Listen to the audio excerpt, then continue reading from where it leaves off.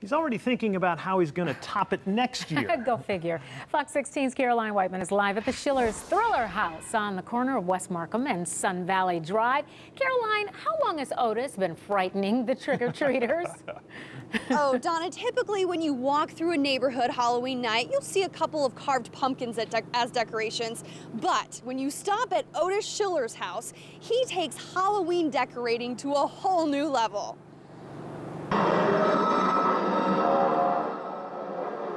We were jumping because it was so scary. It's so scary.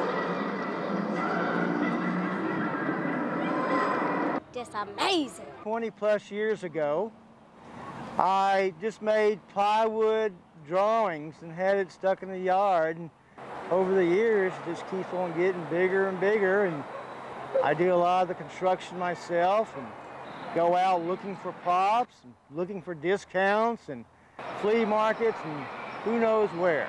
Now, Otis Schiller's Halloween yard display lights up the whole block. They scared my children as soon as they came up.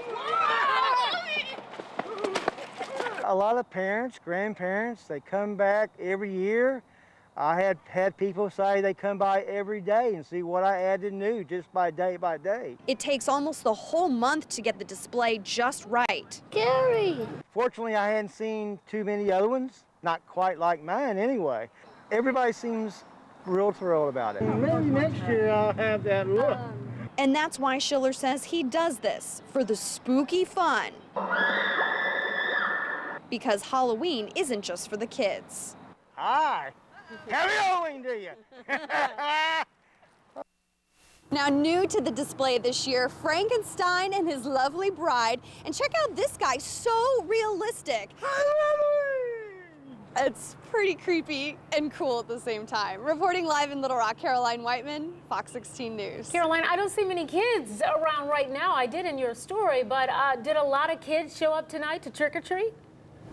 You know, Donna, they've been coming in waves. It seems like the younger kids came earlier and now the older kids are starting to come out. But you'll get a handful at one time and then right now there's a lull. But what I have seen this year, a lot of people driving down Markham. You can see this line of cars right now.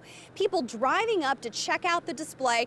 And then some ghosts and goblins will jump out of the car, go grab some candy, and then off they go to the next house. So they're not walking off those calories, Donna. Little do these Little Leaguers know, they're following in the same steps as the greats. Going home! Baseball history runs deep in Hot Springs, Arkansas. Over the past year, baseball historians researched these spots for the historic baseball trail, marking game-changing locations throughout the city. And over 45% of the members of the Hall of Fame were here in Hot Springs for baseball. Deer run the old baseline at Fogle Field, but in the 1920s, it was packed with baseball legends. You'll see where Babe Ruth hit the home run into the alligator farm that's still there 100 and some years later. Hall of Famer Rabbit Moranville broke his leg jumping out of one of these windows back when Maxine's was still a brothel. But the Visitors Bureau doesn't exactly know how to put that on a plaque just yet. Players like Dizzy Dean, regulars on Bath Row. And the Hot Spring High Trojans got their black and yellow when Honus Wagner donated their first jerseys in Pittsburgh Pirates colors, of course. You'll see where Jackie Robinson played. You'll see where Hank Aaron hit home runs.